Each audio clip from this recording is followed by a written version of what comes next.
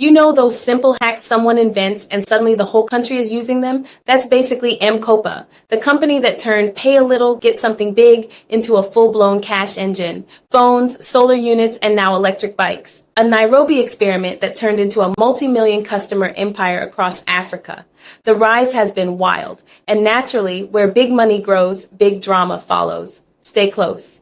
It all started with 3 people in Nairobi, Jesse Moe, Nick Hughes, and Chad Lassen. Remember Chad's name because some real expat boardroom politics energy is brewing. These founders noticed something obvious yet ignored. Most everyday earners don't live on tidy monthly salaries. They make their money daily. So why force them into big one-off payments? Their idea? Match payments to how people actually earn.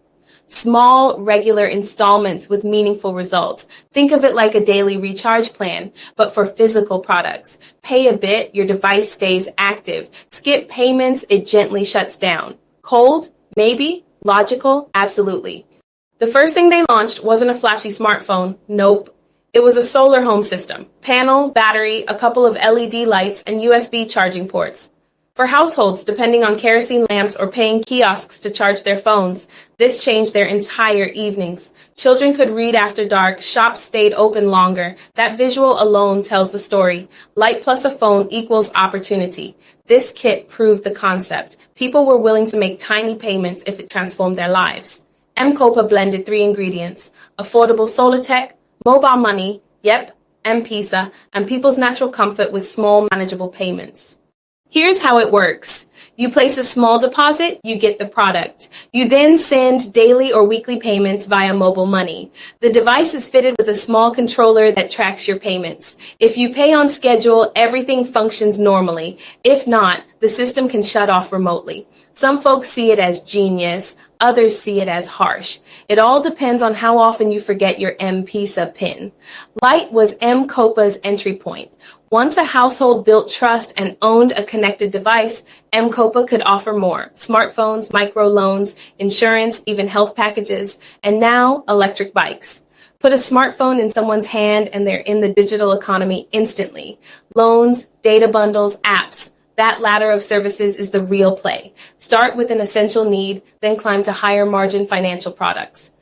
M-KOPA isn't a feel-good charity anymore. It's a major fintech machine.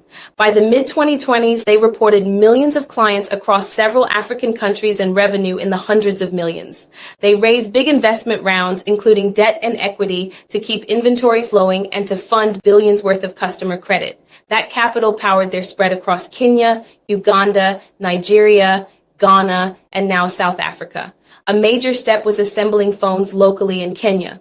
M-KOPA helped establish smartphone assembly lines that produced hundreds of thousands, eventually over 1 million devices annually. That's huge for job creation, margins, and supply chain strength. Kenya shifted from we import phones to we assemble them, employ people, and meet global standards. And that's industrial progress right there. Now let's talk transportation. Yes, the e-bikes for boda riders and delivery workers. Working with ride-hailing companies like Bolt, they rolled out thousands of electric bikes. The same pay-as-you-go logic applies, just with wheels. A rider switching to electric doesn't just go green. They save money on fuel, reduce maintenance, and boost earnings over time. Small payments, major life upgrade. Scaling this big, however, costs money. You need warehouses, assembly lines, sales agents, repair hubs, and you're lending to customers every day. M-KOPA raised huge amounts from global investors to support that growth. But with that comes classic asset finance tension. Big upfront spending and slow, patient returns. Some people see losses. Others see a long game strategy that becomes profitable once it hits maturity. The impact stories are everywhere. Girls doing homework under LED lights, vendors keeping shops open later, riders saving on fuel. The company posts its impact numbers, but the real evidence is in people's lives. A woman running a phone charging micro business, a student finishing assignments at night. That's the heart of the whole mission.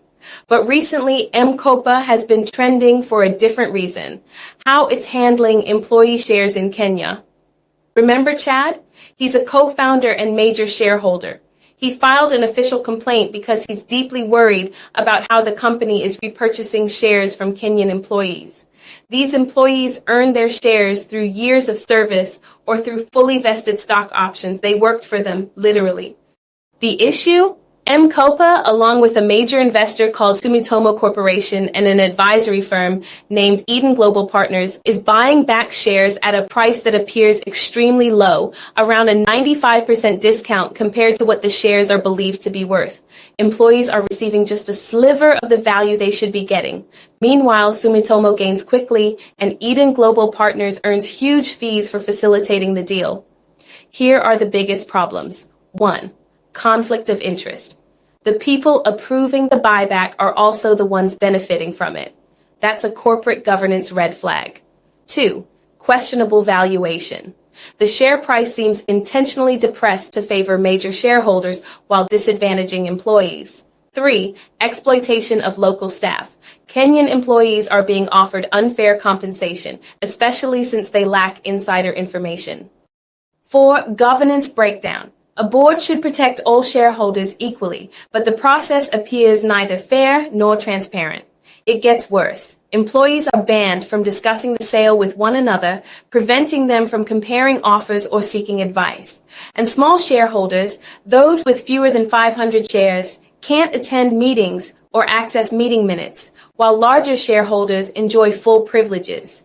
Altogether, this isn't just one shady buyback. It looks like a pattern of marginalizing Kenyan minority shareholders, raising major questions about M-KOPA's compliance with Kenyan corporate governance laws.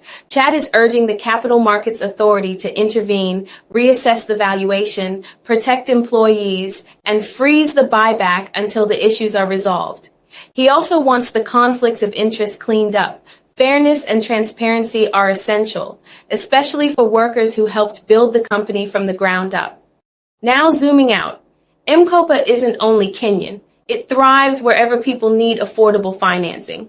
In Uganda, they followed the Kenyan blueprint. Solar kits first, then phones, then financial services.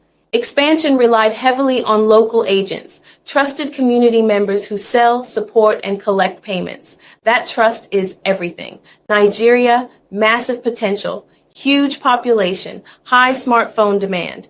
M-KOPA grew fast there, partnering with telcos and device makers. Nigeria's scale shifts the whole continent's numbers. Ghana showed similar momentum. Phones first, then financial add-ons. The regulatory and mobile money environment is different, but the starter product, services ladder, remains the core. And South Africa signals maturity. It's a more regulated, more formal market. If you can operate there, you're competing at the highest level. But let's be honest, the same technology that provides access can feel punishing. Remote shutoffs when someone misses payments are controversial.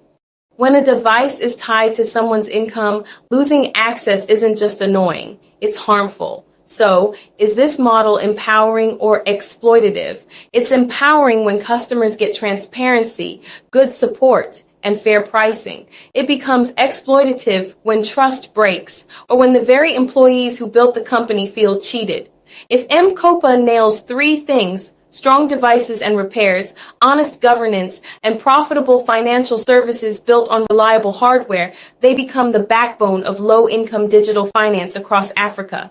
If they mess up on governance or customer trust, their reputation could fall apart, and regulators could step in fast. If you want more deep dive breakdowns like this, stories that cut through the hype and explain what's really happening behind Africa's biggest tech companies, hit that like button, subscribe, and turn on notifications right now. Don't miss the next truth bomb.